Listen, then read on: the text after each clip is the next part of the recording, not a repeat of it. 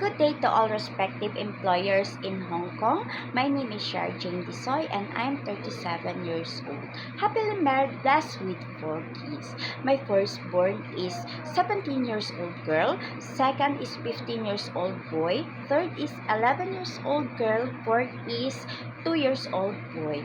I worked before in Taiwan year 2016 to 2019 as a caretaker. They are 2 adults, 1 elderly and 1 child. My main duties is to take care grandfather and a child.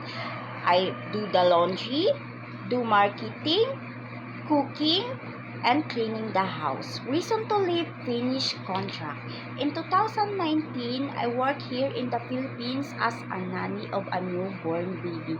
My main duties is to take care the baby full time and do the household chores.